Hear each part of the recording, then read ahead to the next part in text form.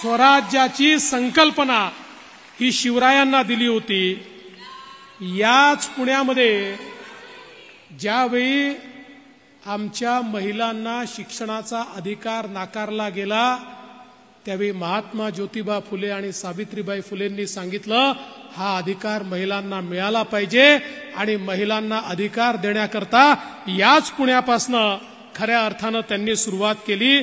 आणि आपल्याला कल्पना आहे की मुलींसाठीची पहिली शाळा याच पुण्यामध्ये सुरू झाली. आणि म्हणूनच मला असं वाटतं की पुणे हे सर्वाधिक उपयुक्त अशा प्रकारचं ठिकाण आहे.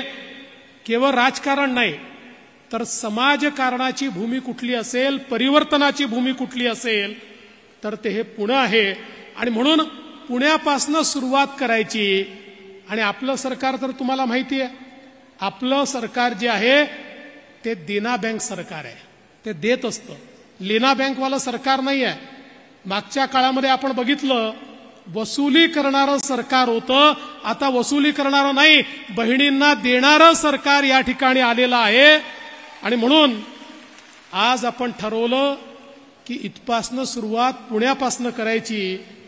पण पुण्यापासनं सुरुवात जरी औपचारिक आपण केली तरी माननीय मुख्यमंत्र्यांनी सांगितलं पैसे क्रेडिट करणं सुरू करा. कारण ज्यावेळी आपण कार्यक्रम घेऊ त्यावेळी बहिणींना रिकाम्या हाताने ठेवू नका.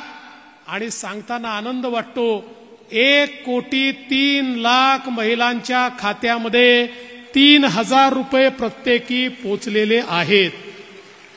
तुमच्या खात्यात आले आहेत का? ज्यांच्या आल्यात हात वर करा, हात वर करा ज्यांच्या हातात आले आहेत. बघा या सगळ्या ताईंच्या खात्यामध्ये पैसे आले आहेत.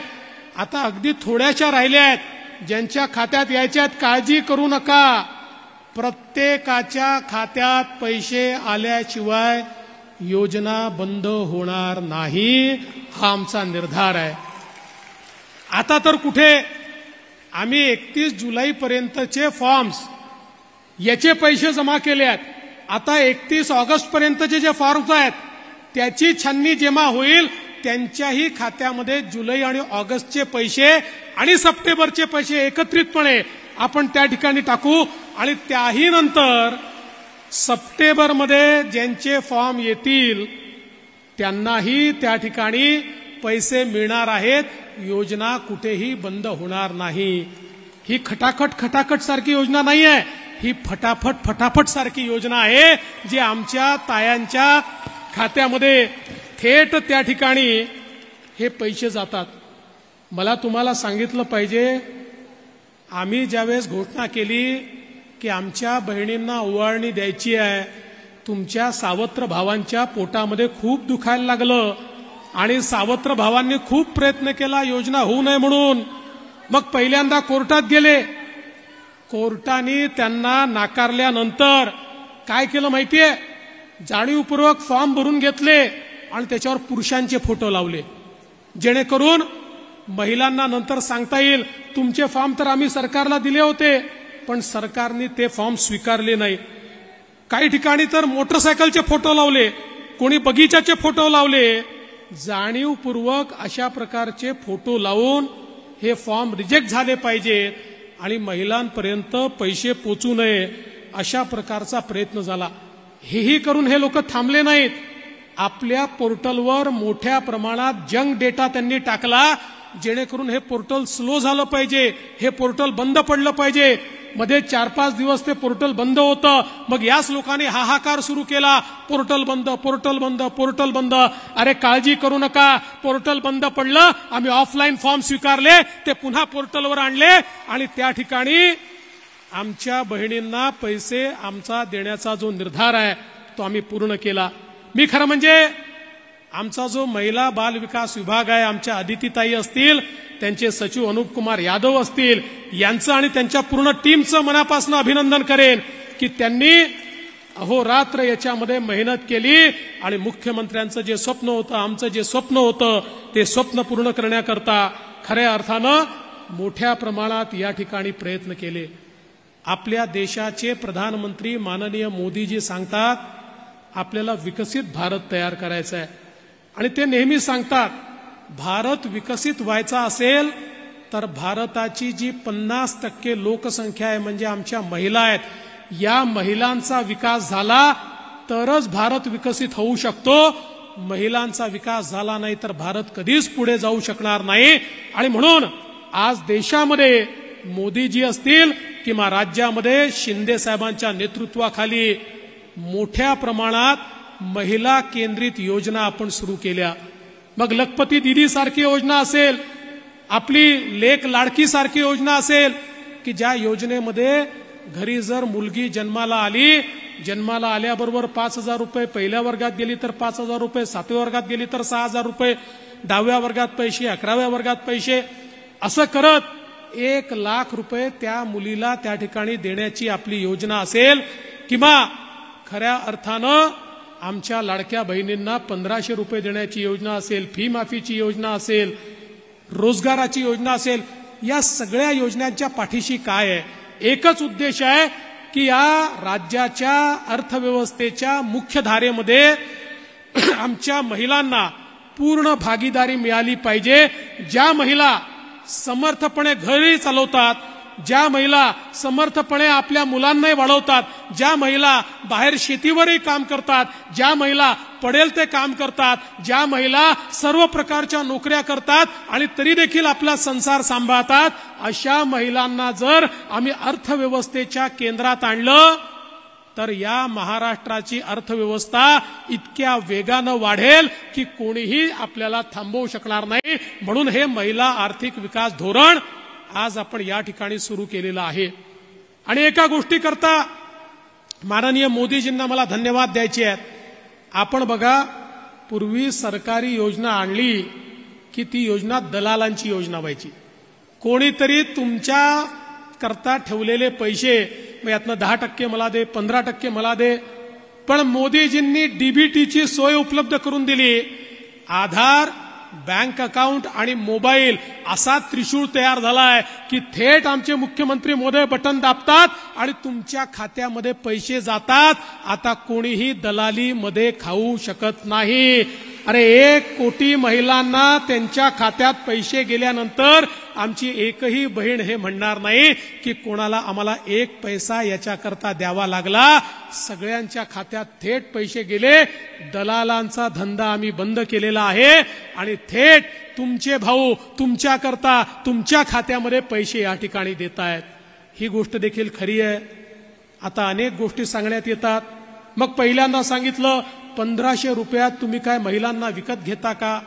अरे नालायकांनो, आईचं आणि बहिणीचं प्रेम हे जगातली कुठलीही संपत्ती विकत घेऊ शकत नाही. हे प्रेम अनमोल आहे, हे बहुमोल आहे.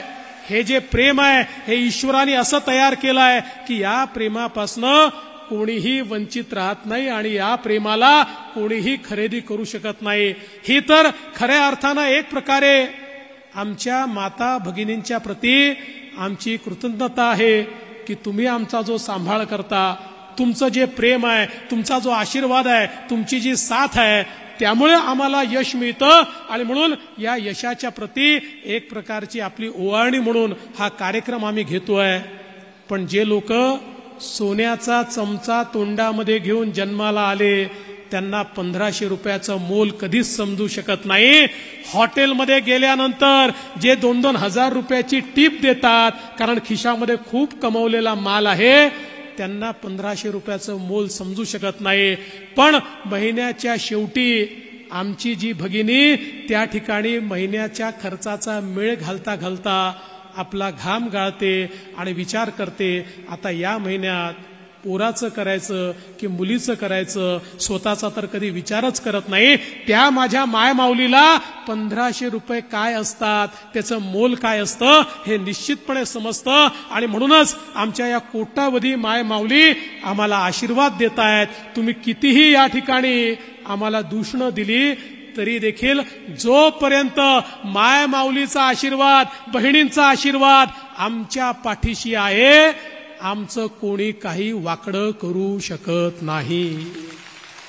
पण अजितदादा म्हणाले, खरंय, मी आपल्याला सांगू इच्छितो, ज्यावेळी मी मुख्यमंत्री होतो आणि मुख्यमंत्री पदावर असताना अनेक योजना सुरू केल्या आणि मुख्यमंत्री पदावरनं मी गेल्यानंतर ज्यावेळेस महाविकास आघाडीचं सरकार आलं, त्या सरकारने काय केलं? सगळ्यात पहिल्यांदा मी सुरू केलेल्या सगळ्या योजना सगळ्या बंद केल्या. एकही योजना त्यांनी सुरू ठेवली नाही.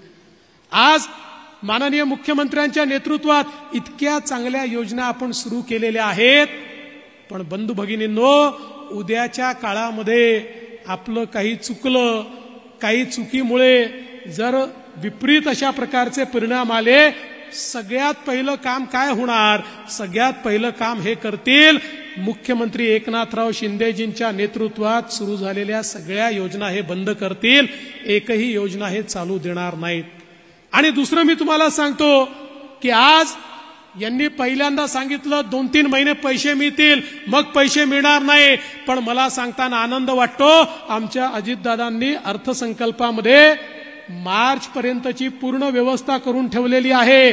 आणि तुम्ही आम्हाला पुन्हा आशीर्वाद दिला की पुन्हा पुढच्या मार्च पर्यंत 25 पर्यंतची 26 पर्यंतची व्यवस्था, मग 27 पर्यंतची व्यवस्था. खरं म्हणजे आपल्याला बजेटमध्ये एका वर्षाचेच पैसे ठेवता येतात म्हणून एका वर्षाचे ठेवले. जर बजेटमध्ये 5 वर्षाचे ठेवता आले असते ना, तर सगळे विषय बाजूला ठेवून पहिल्यांदा लाडक्या बहिणींकरता 5 वर्षाचे पैसे आपण त्या ठिकाणी ठेवले असते. आणि म्हणून मी आपल्याला एवढंच सांगतो, आम्ही प्रामाणिक लोक आहोत. आज तुम्ही बघा, ज्या राज्यांमध्ये आपलं सरकार आहे तिथे योजना चालू आहेत. कर्नाटकमध्ये अशी योजना घोषित केली, आज ती योजना त्यांनी बंद केली. त्यांनी तेलंगणामध्ये योजना घोषित केली, तेलंगणात योजना सुरूच झाली नाही. पण मला सांगताना आनंद वाटतो, आमच्या मामाजींनी, शिवराजजींनी मध्य प्रदेशला योजना सुरू केली, नियमित चाललेली आहे. छत्तीसगडला सुरू केली, नियमित चाललेली आहे. आणि आमच्या मुख्यमंत्र्यांनी महाराष्ट्रात घोषणा केली, ही पण योजना नियमितच चालेल, कोणीही ही योजना बंद करू शकणार नाही. हा विश्वास या निमित्ताने मी तुम्हाला देऊ इच्छितो. आणि म्हणून आज एक प्रकारे आपण पाहतोय, देशामध्ये पहिल्यांदा महिला राष्ट्रपती आम्हाला मिळालेले आहेत. आज भारतामध्ये 10% जास्तीचं प्रतिनिधित्व हे स्थानिक स्वराज्य संस्थांमध्ये आमच्या महिलांना मिळालेलं आहे. आज प्रधानमंत्री मुद्रा योजनेच्या अंतर्गत ज्यांना कर्ज प्राप्त झालं त्यातल्या 63% महिला आहेत. आज जर आपण बघितलं तर विज्ञान आणि तंत्रज्ञानामध्ये कधी नव्हे ते 43% आमच्या मुली त्या ठिकाणी शिकतायत. आणि आज आपण जर बघितलं तर महिला बचत गटाच्या माध्यमातून सर्वात मोठं जे एक आंदोलन बचत गटाचं सुरू झालंय तेही या महाराष्ट्रामध्ये आपण सगळे रेकॉर्ड या ठिकाणी तोडलेले आहेत. आणि 63 लाख बचत गटाच्या माध्यमातून आमच्या महिलांना काम देण्याची सुरुवात आपण या ठिकाणी केलेली आहे. त्यामुळे आज महिलांना अधिकारिता मिळते, हे खरं आहे. महिलांना अधिकारिता मिळत असताना अनेक लोकांच्या पोटात दुखतं, पुरुषांच्याही पोटात दुखतं. कारण त्यांना असं वाटतं इतके वर्ष आपण सत्ता गाजवली, आता या आपल्या पुढे जातील. पण पुरुषांना मी सांगून देऊ इच्छितो, आता महिलांना कोणीही थांबवू शकत नाही. देशाच्या प्रधानमंत्र्यांनी निर्णय घेतलाय, पुढच्या सगळ्या निवडणुकांमध्ये देशाच्या संसदेत आणि देशाच्या विधानसभेमध्येही महिला राज येणार आहे. त्यामुळे आता महिला करतील, महिला ठरवतील, तीच दिशा येणार आहे. आणि म्हणून आम्ही देखील या ठिकाणी आमच्या माता भगिनींच्या पाठीशी उभे आहोत. आणि मुख्यमंत्र्यांच्या नेतृत्वात हे कार्य या ठिकाणी चाललेलं आहे. मला या गोष्टीचा देखील आनंद आहे. आज केंद्र सरकार इतक्या मोठ्या प्रमाणात आपल्याला मदत करते आहे. केंद्र सरकारने कालच पुण्याची मेट्रो असेल, ठाण्याची मेट्रो असेल, त्याला या ठिकाणी मान्यता दिली. वेगवेगळ्या प्रकारच्या योजनांना केंद्र सरकारची मान्यता मिळते. मोदीजी देशामध्ये आणि महाराष्ट्रामध्ये शिंदे साहेबांच्या नेतृत्वातलं महायुती सरकार हे सुजलाम सुफलाम महाराष्ट्र तयार करणार, आमच्या महिलांना अधिकार देणार आणि महिलांना त्या ठिकाणी खऱ्या अर्थानं सन्मान देऊन महिलांचं सन्मान करणारं महाराष्ट्र राज्य आम्ही घडवून दाखवू, एवढाच विश्वास या निमित्ताने व्यक्त करतो. आणि सर्व आमच्या माता भगिनींच्या प्रती या ठिकाणी मी खऱ्या अर्थानं अभिवादन करून माझं बोलणं संपवतो. जय हिंद, जय महाराष्ट्र.